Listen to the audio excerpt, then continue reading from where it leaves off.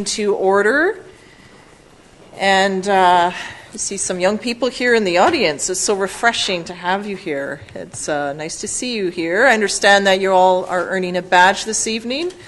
Well, hopefully we can assist with that in some way.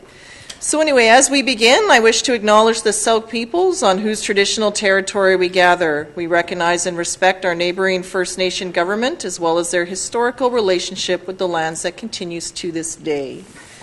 So, Council, as we begin, there are a few changes to tonight's agenda that I would like to make. Firstly, we would like to move item 8.1, the 2018 Road Improvement Program, to just after item 6, and also to remove items 8.2 and 9.1 from tonight's agenda. We were to have staff present on that, but unfortunately they're not available. So I would like a motion to approve with those changes, please. Moved by Councillor Parkinson and seconded by Councillor Ray. Any questions about the changes or the agenda as it's presented then? Seeing none, all those in favor? Opposed? That's carried unanimously. Okay. So that brings us directly into our question and comment period. So tonight we do have about 10 minutes set aside, but this is an opportunity for any members of the public to speak on tonight's item. You have up to 2 minutes, and if you could please come forward, we require your name, address, and the agenda item that you would like to speak with, or to. So is there anyone in tonight's audience that would like to speak on an agenda item?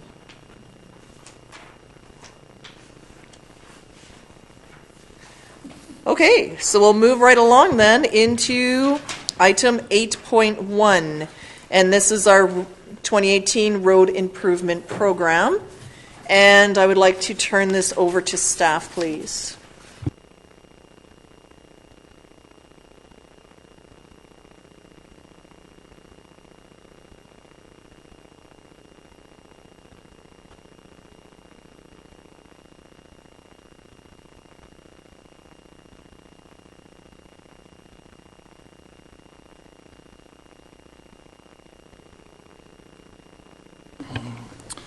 Good evening, Your Worship. So this is a pretty short report to award the Road Improvement Program contract to Island Asphalt, and we'd recommend that Council authorize staff to award the tender to Island Asphalt Company in the amount of $453,790. And we had 2 tenders for the project, Island Asphalt and Capital City Paving. Capital City came in at $480,000. Both companies are fully equipped to do the work, so we went with the low bid, Island Asphalt Company, for a recommendation, and that's about it. Okay, thank you very much. I just have a question. So with the tender coming in lower, is it just because the pricing came in under what we expected, or is there an item that we originally were hoping to do that isn't being done, and that's what's made up the difference? Thanks, Your Worship. So the reason the quote came in lower than we expected is the treatment recommendations that we used in our budget were based on kind of high-level district-wide looks at different rehabilitation methods. But when it came time to put together the tender documents, we took a closer look at the individual projects themselves. So I did, for this site, like a comprehensive site review. I walked the site. We got cores drilled every 100 meters just so we knew exactly what we were dealing with. So for the sections that had been highlighted to be mill and filled, we found the asphalt wasn't actually thin enough. It was only 40 to 60 millimeters thick. So if we were to mill away that surface, we'd be essentially replacing the road. But then we were kind of concerned what we might find if we got down to the base. So it seemed more prudent to, in those sections, just do a 50 millimeter overlay, which left us with a stronger structure. And then for the reconstruction segments, since the recommendations were based on averaging segments of road, once we got to those sections, we were able to kind of refine the scope of that so that it only encompassed the actual sections that required reconstruction and not that entire segment of road as it was identified. So basically, to sum it up, the tender price was lower because the scope of work was modified. However, for future budgeting concerns, the construction costs themselves were actually more expensive for the work getting done than what we had estimated initially. So it's something to kind of keep at the back of our minds going into the future. So. Okay. My other question is there a communication plan in the works for this so that as the works go out, there's a way to communicate this road is starting on this date or will shut on this date, these are the hours of operation, will there be detours, will there be flaggers, what would our residents expect and how would they know when the work's taking place? What does that look like? Your Worship, I'll be discussing, once the contract's awarded with the contractor, their exact schedule, but the way that I've written the tender is that there will be no full road closures. It'll always be single lane alternating traffic, and they're planning from start to finish for it to only be about a 3-week project to get all the work done, so it shouldn't be that, it's not like it's going to be a full summer problem, so... So okay. we'll figure it, once we know the extent of kind of the disruption, then we'll be able to communicate that to council and to the public. Okay, that'll be great. I think it's important that we put something together just so we know. Okay, I go to Councillor Caspers first, I believe, then Councillor Ray. I'm going to move the recommendation. Second. Okay, so that's moved by Councillor Casper and seconded by Councillor Ray. Speaking, And I just Councillor want to Casper? speak to it with a couple of questions. One is that have any of the other utilities been notified that this work is happening? And what I'm thinking is that if we're going to spend this money to put a nice new surface on a road, we don't want to find out later on that water wants to do something or somebody else. Has that been looked at? Through your worship, we haven't. We generally at the start of the year from CRD and other underground utilities, we receive kind of an outlook at their schedule for the year, and we haven't received anything for them regarding any work in those areas. But I can reach out. I can follow up on it and reach out. I just say that just in case, right? It's better to at least. Then you can decide, well, let's go to this road, and if they have to go and do something, then it's not going to make a mess of what was done. And I guess the last question is that I spoke to you earlier before the meeting. I know that there's a section of a road that I've talked about going back to 2013. That's a small area on Bylaws Road. And I'm sure that there's other roads that perhaps didn't get included in this cut that hopefully we can get considered, considering the amount we budgeted for is exceptionally higher than this. Is that correct? Through your worship, yeah, in the coming weeks we'll be coming to council with a report with recommendations for other roads, both outside the road improvement program that could be addressed, ones where you've heard complaints probably from the public about, as well as there's always the option of just bringing forward roads that are already highlighted in the following years and, getting them done early. So we'll be bringing a report for that soon. That's great. Councillor Ray, please. Councillor Ray's good. Councillor Parkinson. Through your worship, will they only be working like Monday to Friday during working hours, or are they going to be working evenings or weekends?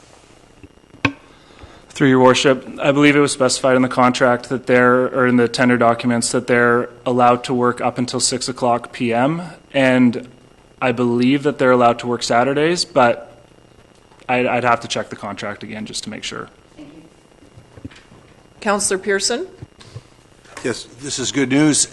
Is there any, has there been any discussion now that, we've only let one contract out, is there a unit cost that we could potentially make savings on and by advancing some of the other projects like what Councillor Casper has said while they're here in Sooke? Through your worship, yeah, it is a unit price tender, so there is always the option of adding additional overlays and whatnot around town if the contractor's interested in the work. Yeah, and my specific question through the chair is do we get a break on that unit cost if they're already out here if we decide to add something on? Because we've got this budgeted for 5 years, right? Through your worship, we wouldn't necessarily get a break on unit cost. Where the break would be is that if we were to tender a small project, we would get a higher unit cost because of the cost of mobilization. So it's more, we would get the same unit cost as we have in the current contract, whereas if we were to tender a really small $100,000 project, we get a much higher unit cost most likely. Anything else from members of council? Right, thank you very much, Mr. Derrick. We're really looking forward to this underway. We really appreciate the work that you're doing. It's, I know last year there was a significant amount of work and planning that is done to bring us to this, so we just want to acknowledge all of that, and we certainly look forward to having a successful year one, so greatly appreciated. So I'll call the question on the motion, please. All those in favor? Opposed? This carried unanimously. Okay, thank you. So heading into item 7.1, please. Mr. Blackhall, do you have anything further on the financial plan? Thank you, Your Worship. Nothing further. The bylaws in front of you for adoption. Okay, looking for a motion, please, then. So the motion from Councillor Ray is that the bylaws cited as 5-year financial plan, Bylaw 2018, be adopted. Is there a seconder? Seconded by Councillor Parkinson. Any comments or questions on adoption? Seeing none, all those in favor? Opposed? Councillor Casper and Councillor Berger are opposed, so the motion carries.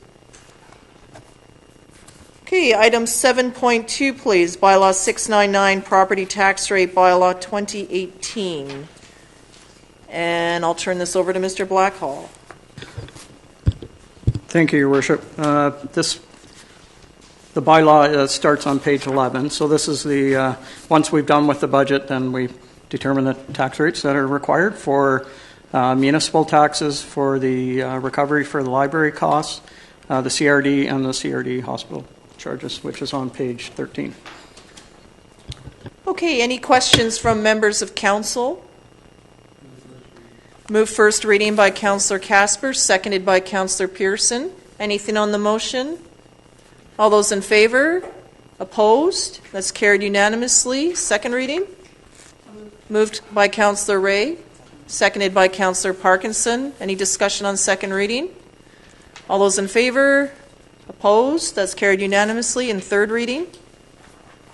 Moved by Councillor Ray, seconded by Councillor Parkinson. Any last final comments? Just like to acknowledge staff for all your work, all the reports that's gone into this, and council, a lot of meetings that we went through. So call the question then. All those in favor? Opposed? That's carried unanimously. Okay.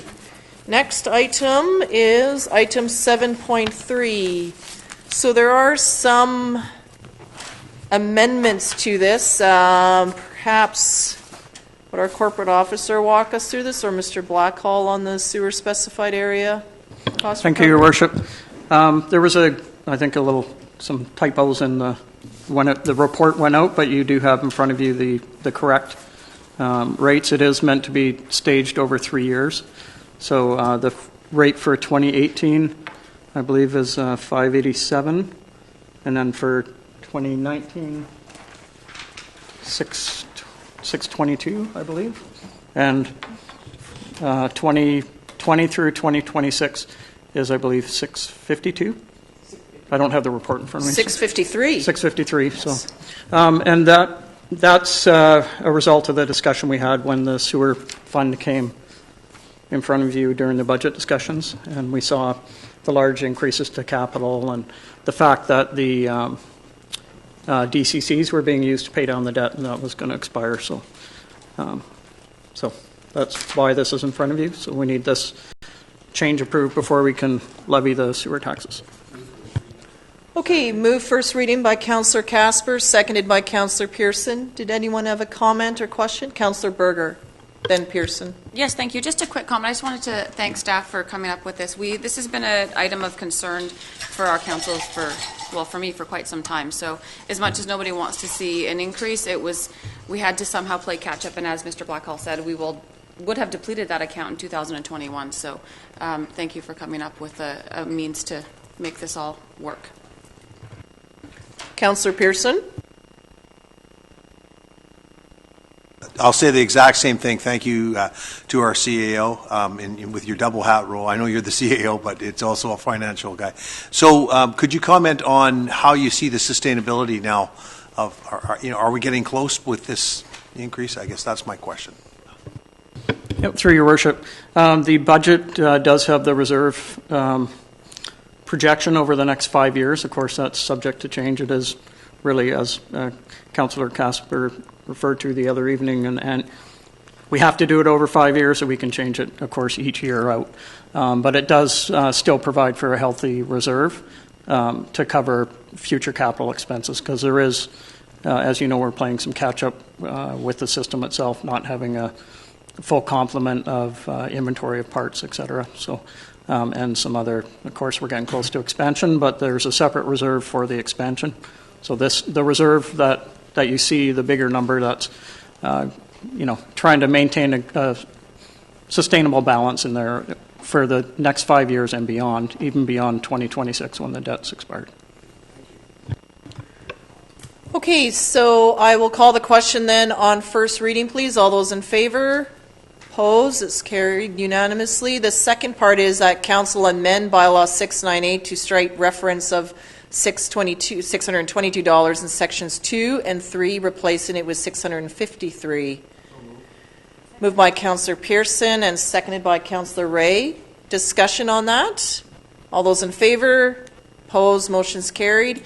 And then now second and third reading to the bylaw cited as Sooke Sewer Specified Area Amendment Bylaw number 150-8, 2018, as amended, please. Moved by Councillor Parkinson and seconded by Councillor Berger. Councillor Pearson? Through the chair to our corporate officer, does this mean that we have to rescind the current bylaw that's in place? No, you do not need to rescind it. So this just replaces it? Correct. Okay. Thank you. Any other questions? Seeing none, all those in favor? Opposed? That too is carried unanimously. Great. Thank you very much, everyone. Okay, so next item. We did second and third together. Yeah. Okay, so this brings us to item 7.4. Mr. Howitt, would you like to introduce our new staff to everyone, please? Thank you, Your Worship. I was just about to do that before I got into the next portion of the agenda. With us tonight is Ivy Campbell, who comes from Calgary. She is now the head of our planning department, Ivy Campbell.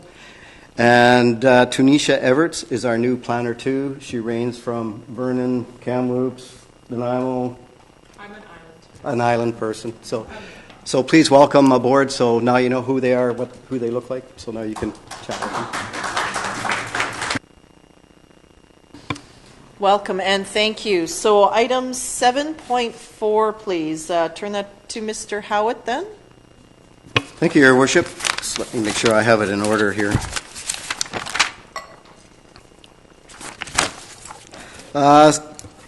This is a request to come into the sewer service area. As you will see in our next presentation, we have two pieces of property that are coming in for rezoning.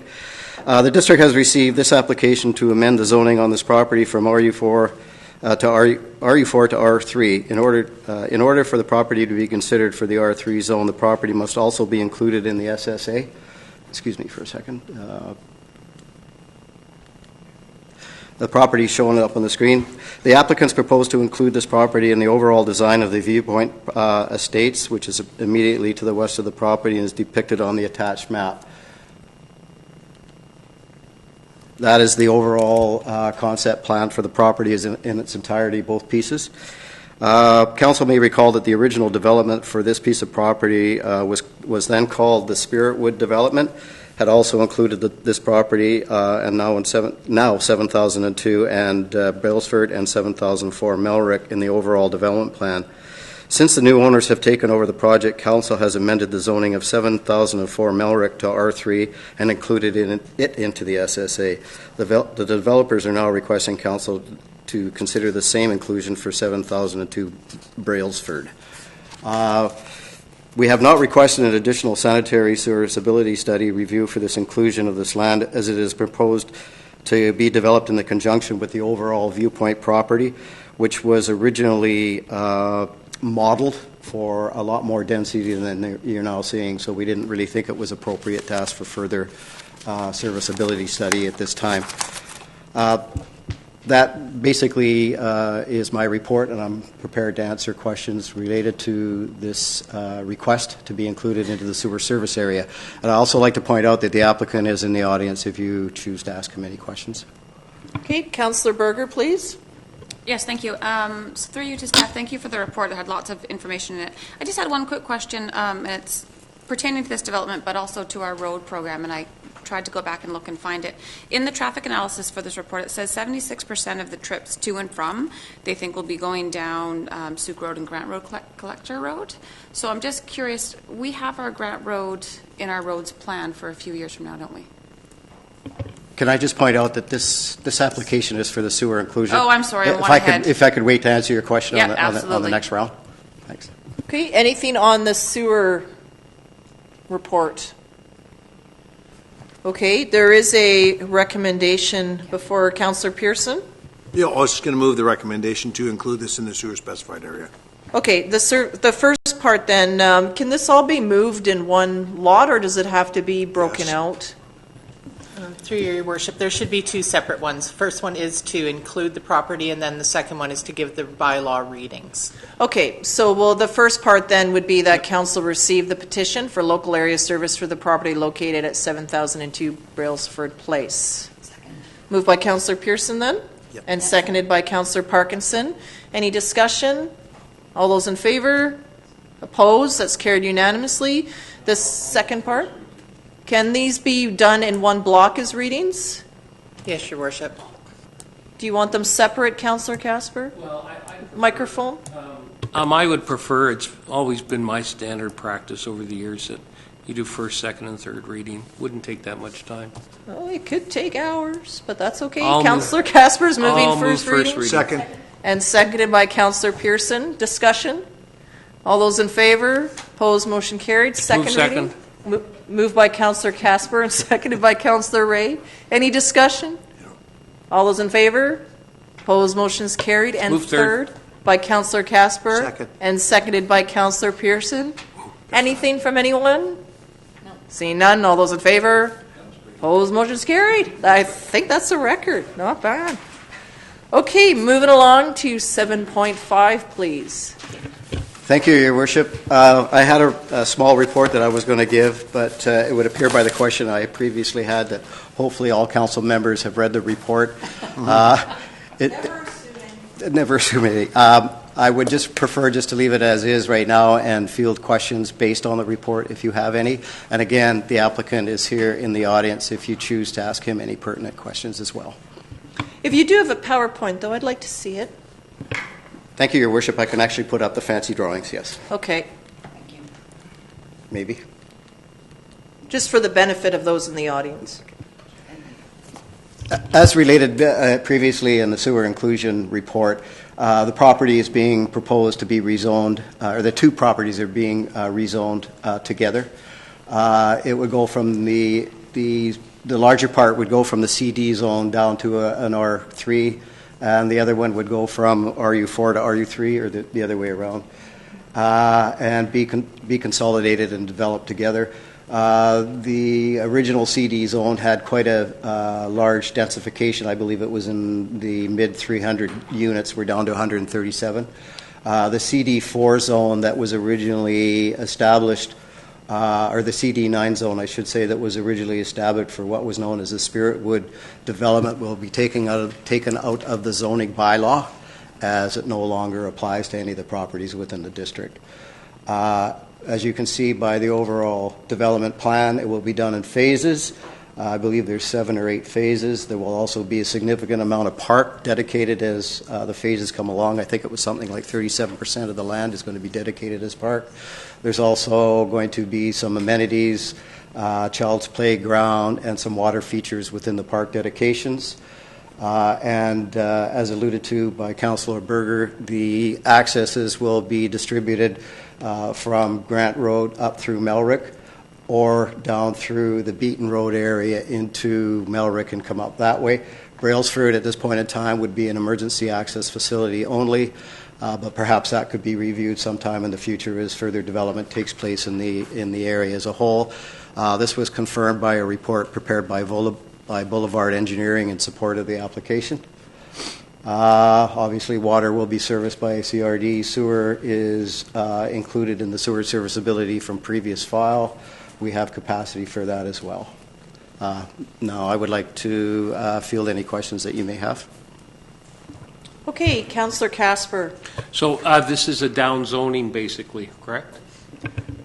Through your worship, we don't like, in the planning world, I understand that they don't like to refer to it as downzoning, but it is less dense as it was previously.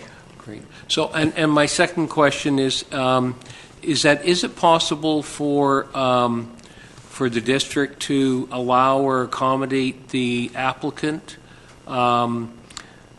based on both his current zoning that they have and what's being proposed to start some works that are in conjunction with the Wandafuca Water Commission requirements for the supply and the construction of a water line that's going to accommodate upgrading of a reservoir, I understand, up in that area. Is that possible for those works to start so that the applicant can get access to the site at now or soon and not have to wait for this property to get downzoned?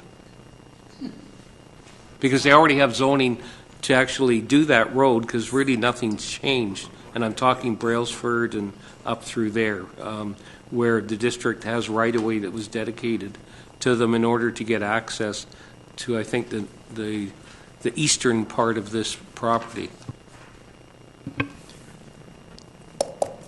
Through your worship, there is a DP development permit required for the property for all works. We have received a DP application as of a day or two ago, maybe even late last week. I myself haven't even looked at it, but we can go through it as quickly as we can and get the DP out to facilitate the works that are required for the servicing. And the only reason I raise it is because, it's getting close to fire season, and if there's works and improvements that can happen sooner than later, and if it's in the interest of getting an upgraded or better water supply, not only for this property, but for other properties, I think that would be a good thing to do. That's just my opinion. Your worship, through to Councillor Casper, as I said, the area is in a DP area for subdivisions as well as for form and character. We just have to watch it that if the DP that has been applied for, and again, I haven't even looked at it, as long as there isn't significant variances after the fact and they don't have to come back before you for an amendment to the DP, we'll work with the applicant on that. Councillor Ray? Yes, thank you, Your Worship. Through Your Worship to staff, just clarification on Brailsford Place. Access to as a road. Is that going to open at the when it's complete, or is that? I just find that those are a lot of homes to have just one exit out. Your Worship, through to Councillor Ray, we were looking at that, but we have, as I said, we have a traffic report that was prepared by Boulevard, and has identified that the two accesses from. Or the one access up through Melrick and the two ways of getting to it will be sufficient, with Brailsford as acting as an emergency access. There's also a possible provision of a secondary access if and when the adjoining property to the west ever develops. There'll be an access through that way as well. But at this point in time, we are accepting the traffic report as it exists. Councillor Ray? Yeah, follow-up question. So maybe I'm not seeing this very well. Oh, I see. Sorry. It's coming up from Phase 4. I was trying to see how it was coming down the hill, but now I see it. Thank you. Councillor Pearson, did you have a question? Yes, thank you. So I guess I was through the chair to Director of Engineering. I'm having trouble understanding that emergency access. How do we control that once this is built out? Your Worship, through to Councillor Pearson, we have had generalized discussions on site with the applicant, albeit it has been some time since we've done that. But we were talking about doing some bollard installation that would be removable in the case of an emergency. There was also an offerance by the developer to do some works at the end of the existing cul-de-sac to make it a more childlike or child-proof area for playing, but we would control the access. Follow-up, go ahead. It just seems that we've had discussions about this like on and off now for the last 7 years, and it seemed to me that when we've had opposition from some residents on Brailsford about lands beyond in the construction, but it seemed to me that it was always my understanding that that was going to be one of the main accesses. That we talked about closing it off at one time with Spiritwood, talking that Brailsford would be an emergency access only, and then I think we kind of came to the conclusion that it was long-term vision that was one of the major connector roads. And then I had, in our recent budget discussions about Beaton Road becoming a DCC road as well, because these are all starting to feel the pressure of the lands beyond. Because I believe that the traveling public will depends on their own geography, they'll take the downhill route from their house and then go back uphill to go home. So I think sometimes we're overthinking things. I'm not comfortable with, I'm just making a comment, I'm not comfortable with the Brailsford being an emergency access only. Because if you think about how the fire trucks and everything else has to get there, that might be the best route. And I know emergency is covered by when you say that, but it seems to be counterintuitive to me, looking at the lay of the land. Because the way that property lands, if you go up Brailsford, it really feels that road should extend on into that subdivision. It's my own feeling. Thank you. Your Worship, through to Councillor Pearson, as this is a phased development, there's always an opportunity to review through the subdivision process with regards to how access is being dealt with and is being handled. There may be an opportunity there will be an opportunity, I should say, to revisit the Brailsford access. There's also be an opportunity to look at the Mountain Heights Road access as well as the phases come on board. And as the approving officer for that type of thing, I'm not adverse to reviewing those issues as we go along. Yeah. And yeah. Thank you for that, Mr. Howard. That's good. Thank you. Well, that's an important point to note. Just as things unfold and where people get accustomed and what their habits are and the like, then there is the opportunity to change it accordingly. Okay, that's good. Councillor Berger, then Ray, please. Yes, thank you. I just wanted to, through you to staff, I just wanted to lend my support to what Councillor Pearson was saying. It doesn't make sense that they sort of end there, so I'm happy to hear that there could be discussions going forward, because it would make perfect sense for me to have those roads to go through. Thank you. Councillor Ray? Yes, thank you, Your Worship. And just a comment, it's been my experience over the two terms that things start and people then decide to buy into an area, and then there's surprise because what starts at phase one, that's just supposed to be an emergency access. And I just think it would be important that as we do these developments and their phases, and we're talking about roads, that there be some way to record that people are aware that could turn into a road. I don't know if it's done in the past, but I just know that we've had a number of times where people have come forward and they said, well, that wasn't the plan that I saw, and since we're having the conversation this evening and it could change down the road, I think it's important for people who are buying in areas that they be aware of it. Your Worship, through to Councillor Ray, there certainly is mechanism through the subdivision activity to note that and note that changes could happen in the future. And I would be more than happy to make sure that kind of message is put in the subdivision activity as we go forward. And then again, this would go through a public hearing, so if there's public hearing comments about that would all be recorded and could be kept in mind going forward as well. I think that's important to note. Okay, other comments or questions? There's quite a long list of recommendations. So it looks, okay, so the first part here then would be first and second reading, but we'll do them separately. So how about we do first reading to zoning amendment bylaw 694 to amend the zone of 7044 Maple Park Terrace from Spiritwood Estate CD zone to small lot residential zone, and 7002 Brailsford Place from RU4 to R3. Moved by Councillor Berger and seconded by Councillor Ray. On first reading, please. Any questions or comments? See none. All those in favor? Opposed? That's carried unanimously. Second reading. Moved by Councillor Ray and seconded by Councillor Casper. Anything on second reading? Seeing none, all those in favor, opposed, motion's carried, and that a public hearing be scheduled for the zoning amendment bylaw in accordance with 466 of the Local Government Act by Councillor Parkinson and seconded by Councillor Berger. Any questions? All those in favor? Opposed? Motion is carried unanimously. And then prior to final adoption, there is that the owner be required to enter in a Section 219 covenant, and there are 10 points noted there. Moved the covenant by Councillor Casper, seconded by Councillor Parkinson. Any questions on the covenant?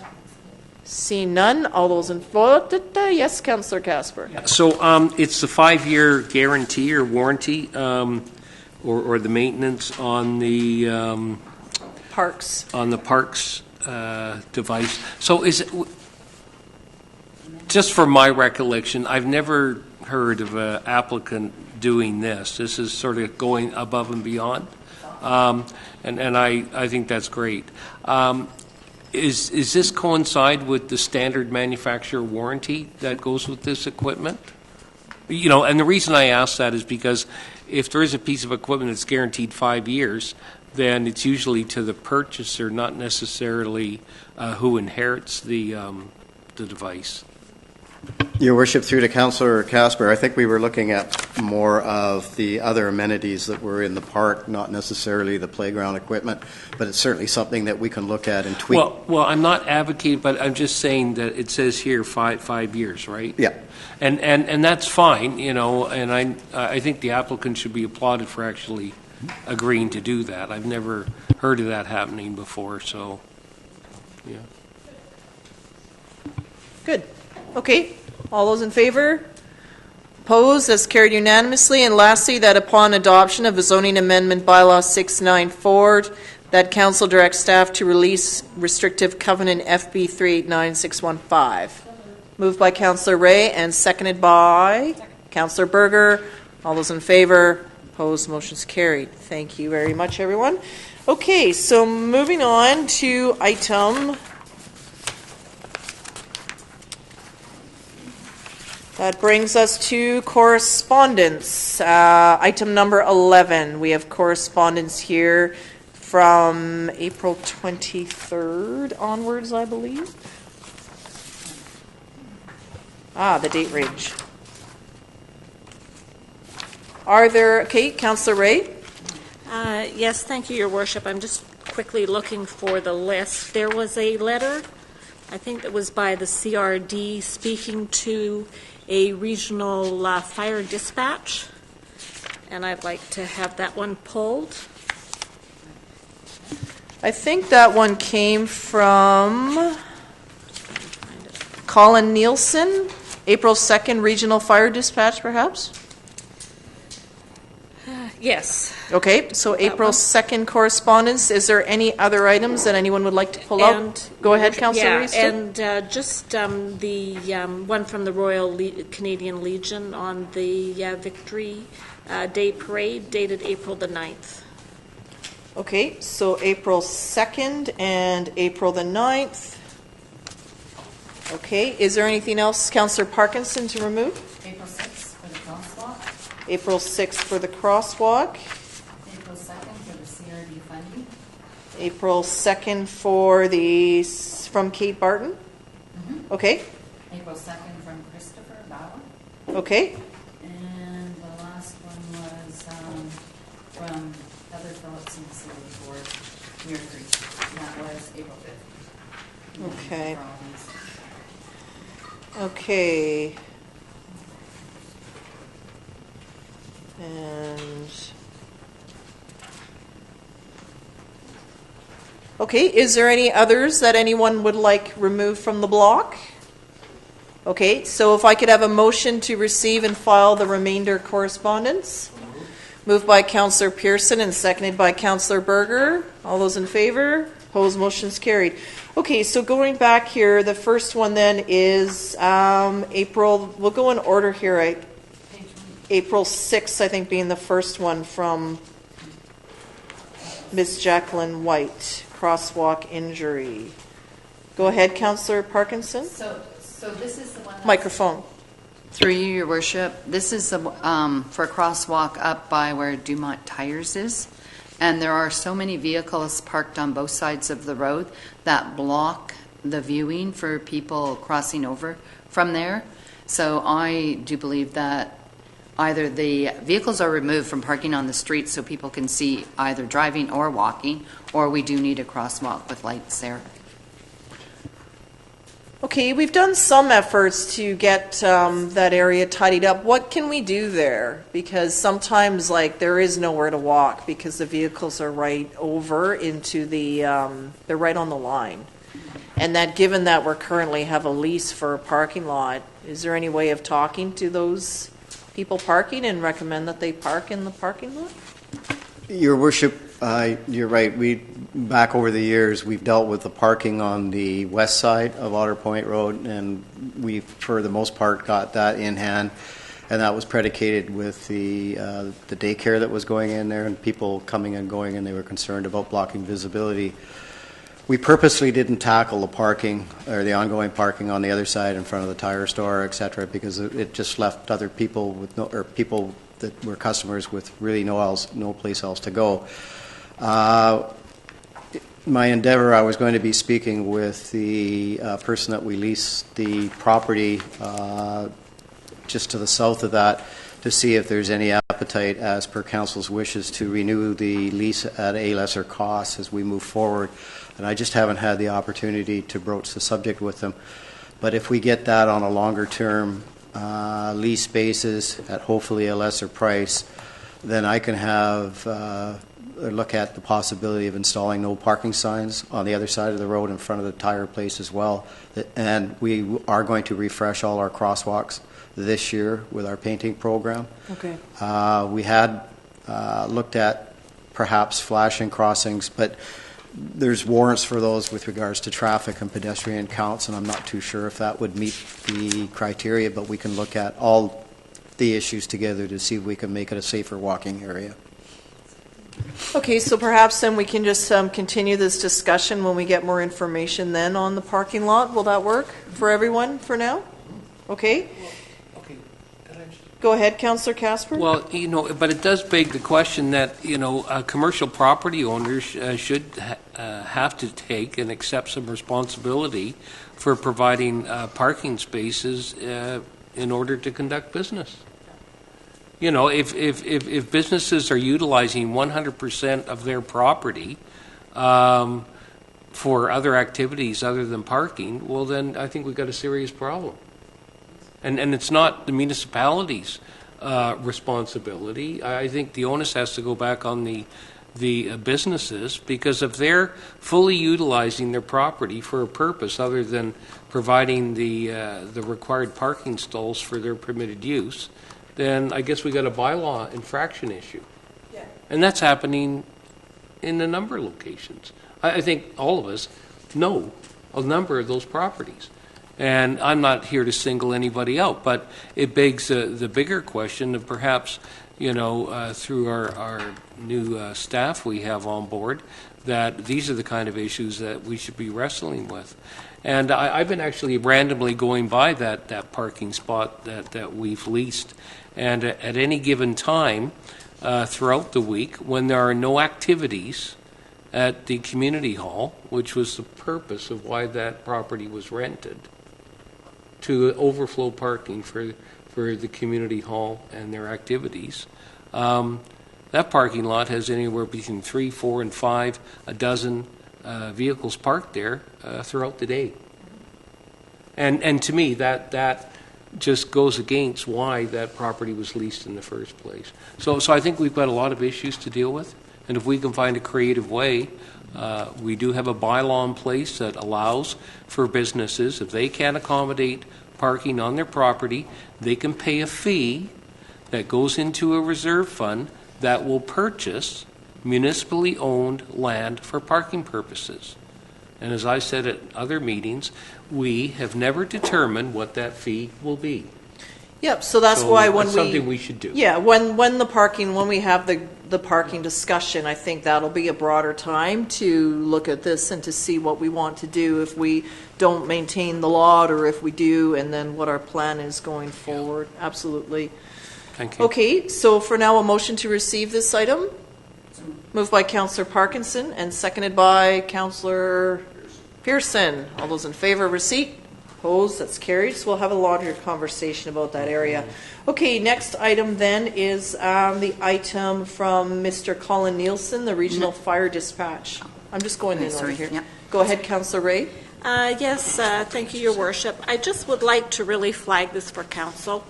I've been a director with Crest for 6 years, which is the emergency response in terms of if there was any sort of large catastrophic or event that occurred here in the capital region. And I'm very concerned about these municipalities leaving and taking their fire dispatch outside of the region. I'm concerned about it creating quite a fractured approach in terms of anything happening. We have aligned a lot of our technology as a regional approach. And if they're going to an outside contractor, I have some real concerns about whether or not there was a level of risk management assessment done in terms of their plan to leave and the impact that that has for the rest of the municipalities. Unfortunately, I did not have a chance to consult with our fire chief before raising this, and my apologies to the fire chief. But I really do encourage council to take a real serious look at what's being proposed, because I do not think it's in the best interests of the capital region to have 3 or 4 municipalities go elsewhere, or 5 actually. I think it's 5 that are going elsewhere. So I think there's an impact for us, and so I'll leave it at that.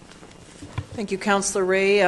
Before I turn to the chief, my understanding is like we're part of the Langford system, and then there's others that belong to Saanich and Victoria, and that's where some have now are transferring their services to Surrey, just because of from what I'm hearing, it's just the cost and the like, and the pricing that came from Saanich. So it's sort of up to that municipality as to where they want to go. Maybe comments from the chief, though, in terms of what you're hearing. Thank you, Your Worship. Yeah, this issue is, very much on the forefront with a lot of the fire departments in the region. I'm actually part of a subcommittee with the Greater Victoria Fire Chiefs to deal with the communication aspects of dispatch and Crest and, Langford dispatch as well. We do have a meeting with the regional district in Langford in the coming weeks. I know that the contract with the regional district is really just for a 1-year type of turn because of the board, with the regional board is looking at some options. The concept of regionalization makes total sense to have one single dispatch. From what I'm learning, it's just coming down to economics and going to an outfit such as Surrey that has the professional services and the technology in place. There's a significant amount of cost savings on that approach. So from that aspect, I've been looking at that too on the cost savings model if we were to regionalize and be with one dispatch center in the regional district. You can rest assured that we'll be, informing you, closely when we come into any sort of indication that there's a time to change and time to look at working with all our neighbours in a uniform fashion. Very good. Thank you. Councillor Berger. Yes, thank you. Just wanted to add, this is looks to me like a follow-up letter. I attended that emergency meeting on your behalf a few months ago. I think it actually was just before Christmas, and it was to address this exact issue. The chair of the committee, Denise Blackwell from Councillor in Langford, called it together. And what I didn't realize is that the Langford Dispatch, which we're so used to calling it Langford Dispatch, is the regional dispatch. So that's actually run by the CRD. Mm-hmm. So they were really troubled with municipalities now looking to go off island because it's really going to affect the economy of scale. When a municipality leaves, of course, it leaves that financial burden on the rest of them. So the regional dispatch is up and running, and they just contract through Langford. Yeah. So it's a matter of us sort of banding together and getting the rest of the municipalities to stay at the same table regionally, which again is contracted through Langford. Yeah. Yeah, I think we have to look at, how a lot of this sort of destruction or, dissipation of a regional concept started. Colwood and View Royal made a huge issue of, we're no longer going to be involved with the CRD dispatch that, was traditionally done through Langford, and we're going to save money by joining Saanich. So then suddenly the rude awakening started happening. It was going to cost more money than they thought. So then suddenly they decided, oh, well, we should go and look at what it's going to cost in Surrey. And yes, it does look like it's cheaper, but the horses aren't out of the barn yet, because it may end up costing more because of other upgrades that Surrey may have to do to accommodate them. There's a whole host of things that aren't being talked about, and one is namely the Crest operations, that a huge amount of infrastructure and capital that have taken place that is not the same as what they have in Surrey. So there's a whole story to this, and the sad reality, and I thank Councillor Ray for actually pulling this, because there's a lot to be said. And you know what? I tell you, I would fight tooth and nail for even this municipality considering going to Surrey or any other entity under the guise that we're going to save money. And the reason why is because I believe in the fact that we are a cohesive and have operated as a cohesive regional operation on southern Vancouver Island. And there's been a heck of a lot of work and activity that and knowledge that we've gained over the years by working together collectively. And I hope that that discipline resonates amongst our fire chiefs within the capital region.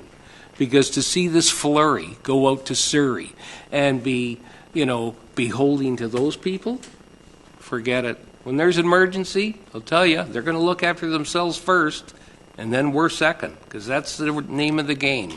You look after your own community first, and then you deal with others. And I just don't want to be beholden to any outside interests, especially in Surrey. Can I just clarify? We are separated by a large body of water as well. I heard you say that this is just, and I get the gist of what you say, but I heard you say that you would fight for us to go to Surrey, and I'm like, okay, just okay. I don't want to see expansion or have us go water. No. Okay, no, I agree. Okay, so call a motion to receive this correspondence. Moved by Councillor Ray and seconded by Councillor Pearson. Anything further on this item? All those in favor? Opposed? Motion's carried. Okay, a letter from Ms. Kate Barton, CRD for Arts Funding. Councillor Parkinson. Through you, Your Worship. Ms. Barton has attended the summits and the meetings when they came out here to Sooke and presented at Sea Park. I was in attendance there as well. And I think I would like to send her a note to let her know that we are joining, just in case she doesn't know, because her email address is redacted, so I couldn't send her anything. Okay, so just so that she knows. On this one, can we ask staff to reply to Ms. Barton with an update? Yes, please. Okay, do we need a motion for that? No, we're good? Yep, okay, I'm so a fine with motion that. to receive, please. So moved. Moved by Councillor Second. Pearson, seconded by Councillor Parkinson. All those in favor? Opposed? Motion's carried. From Mr. Christopher Bauer, address the housing crisis. Councillor Parkinson. I was wondering if we could send out an email to him as well to invite him to come to the district and present as a delegation. Okay, what does everyone think about that? We could certainly send that out, and then if he's available to see how that would fit then. Okay, do we need a motion or no? No, we're good. Okay, motion to receive Mr. Bauer's correspondence. Moved by Councillor Parkinson and seconded by Councillor Pearson. All those in favor? Opposed? Motion's carried. And then lastly from Ms. Phillips on April the 5th. Right. I had pulled this one just reading about it, and I'm not entirely sure what she would like us all to do. What I'm seeing is that there's a number of pieces of correspondence that are going through to the CRD board, in that the CRD board, through the regional park acquisition, look at acquiring these lands. And so that's probably where she has also sent the item to us here. And providing some context on this here. So I think this has gone to the CRD chair and board, and then it's been CC'd to us. Perfect. Thank you. Okay, so motion to receive by Councillor Berger and seconded by Councillor Parkinson. All those in favor? Motion's carried unanimously. I think that's it for correspondence, because did we have any others? The one from Oh, the Legion. from the Legion, and April the 9th. Councillor Ray, please. Yes, thank you, Your Worship. I just wanted to draw attention to all of council and the community that this year's parade is starting from the Sooke Community Hall and then going to the Cenotaph. In the past, it's started at the Evergreen Mall, but it's been changed. And I understand Councillor Parkinson's confirmed this evening that it will be starting at the other side of the community hall. So just so that people know that it's changed its location. For Yes, start. that's very important. Thank you, Councillor Ray. So motion to receive this correspondence by Councillor Ray, seconded by Councillor Parkinson. All those in favor? Opposed? Motion's carried. So then our next item is 11.1. The Navy League of Canada Sooke branch has a sponsorship request for their trophies at their upcoming event.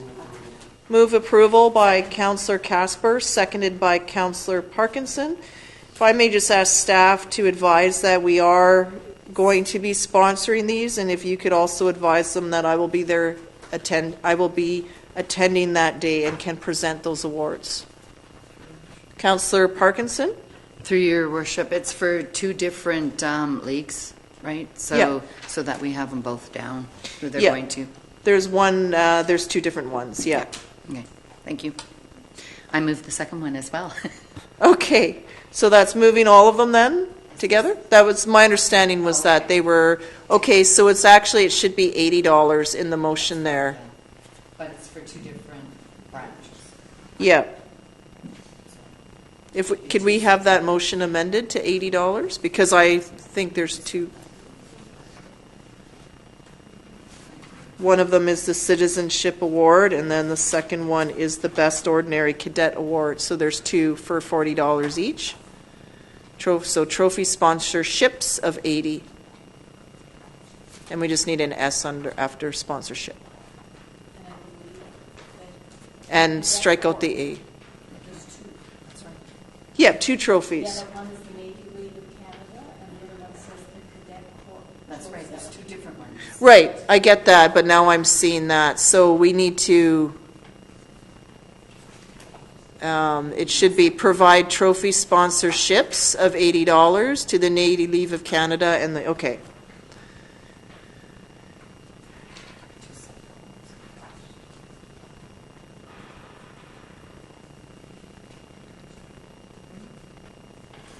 Okay, good.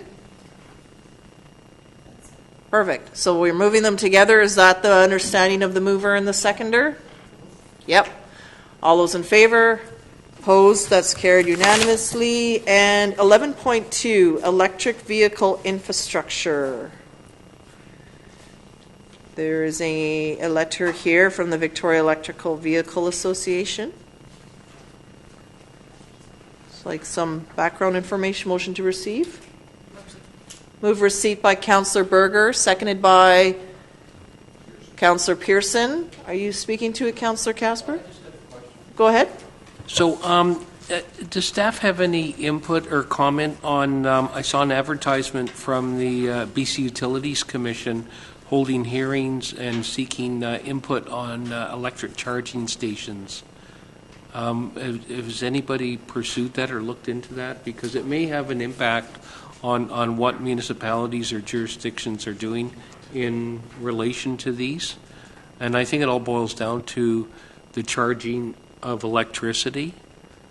Because I don't think that, that anybody's really allowed to do that. At least that's what I understand. So maybe we should look into that or find out something.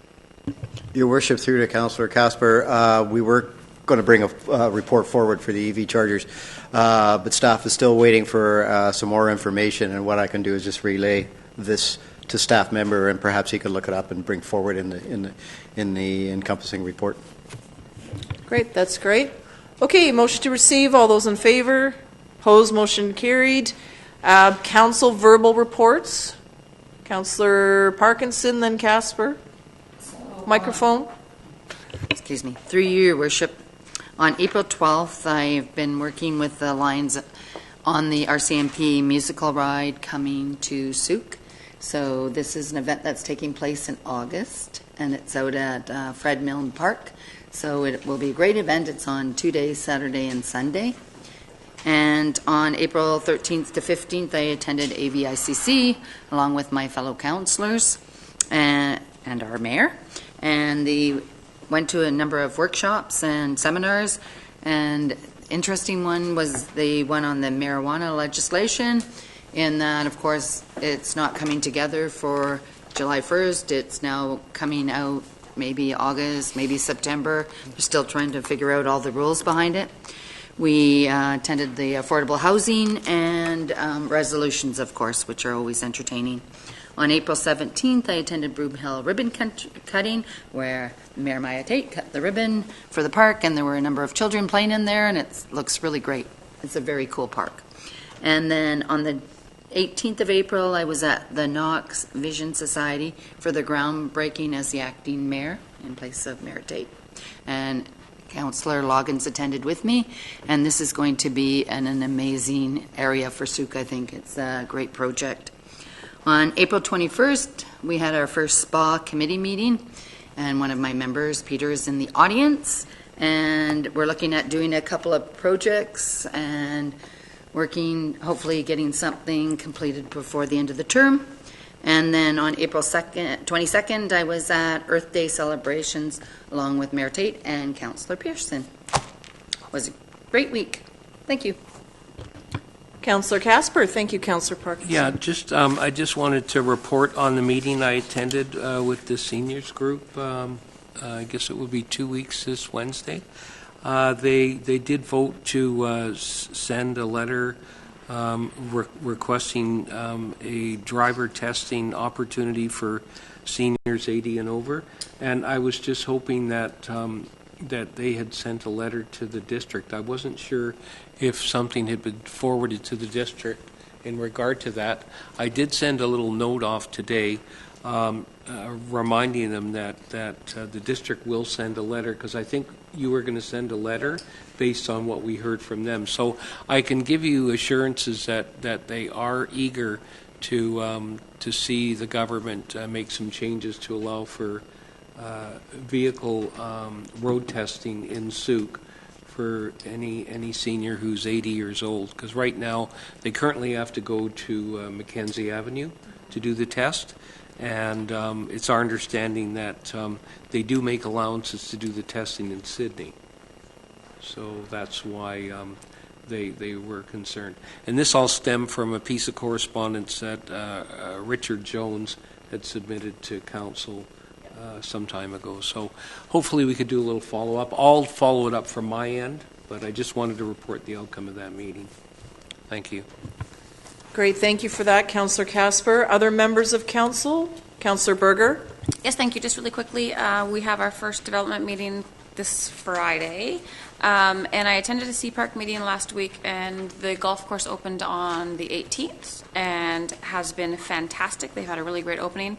Currently, they have an annual membership on sale for $50 off, so it's $345 roughly for the year for golfing.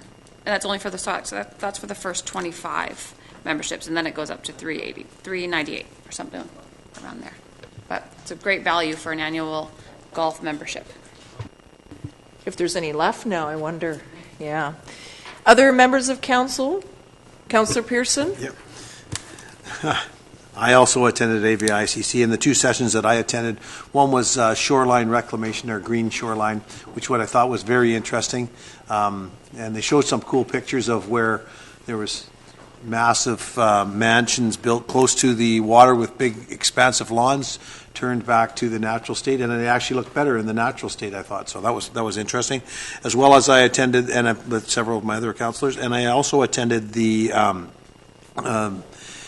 derelict ships report from the federal government, and there's going to be forthcoming a registry of where derelict ships have been left on shoreline, and then there's going to be a concerted effort.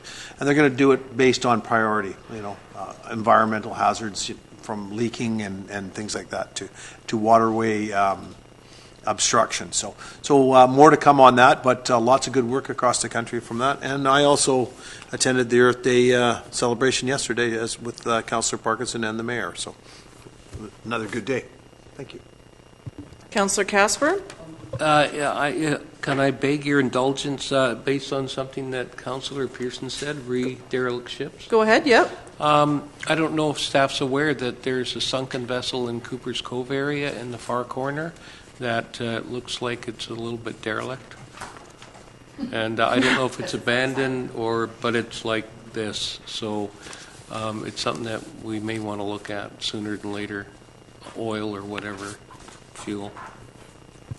Nope, that's great.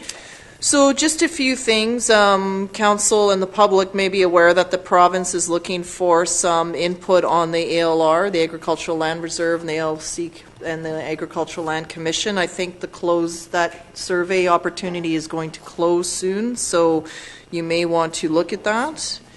Yes, Sea Park is having its roof replaced during the annual pool closure, so hopefully the good weather will prevail so that they can get that work done. And then also they're in a design phase right now, getting an architect pinned down for the expansion. So that design has to happen first, and then maybe next year, I think, is when we might see shovels in the ground for the expansion, so that's very exciting. In terms of the district and our community grant program, the second intake for the grants has actually moved closer into the May 9th, is it, for that date? Through your worship, the deadline is May 2nd, and the meeting will be held on May 9th to hear any new applications, as well as the ones that were received late in the last intake. Okay, so we were looking for a date. So May 2nd deadline to be heard May the 9th. So it's a bit sooner than later, which I think is great news. You may have read this, the Clean Air Bylaw through the CRD has been amended to also include vaping and cannabis, so the same rules apply as tobacco. That's one conversation we had some time ago about the legalization there coming down. The CRD is also will be replacing the Toddcrete trestle, or doing extensive restoration to the trestle would be more appropriate. Roughly $1.2 million to start this year, and it'll take quite a while to complete, but it'll be done in a way to sort of keep that 100-year-old trestle in I think it's quite a fantastic element on the goose, so at least we'll see that maintained for years to come. And there has been a lot of talk now from other mayors throughout looking at the MSP and the impact of the MSP employer health tax and how that's impacting municipal budgets going forward. So there'll likely be some information on that coming in out through the UBCM Compass article, because it's come up to President's Committee, and there's been a lot of conversation just on that. I think for some municipalities, I think for us, we'd be looking at 1.5% tax increase maybe. Is that right?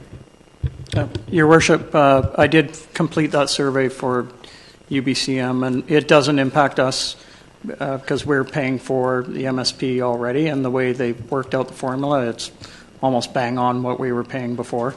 Oh, okay. So it worked out to, I think it was 1.9%. Okay, so we'll see how that goes.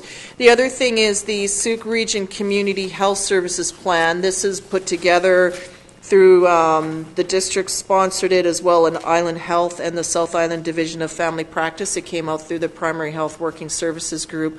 Last year there was a stakeholder consultation held within Sooke, just looking at short, medium, and long-term objectives.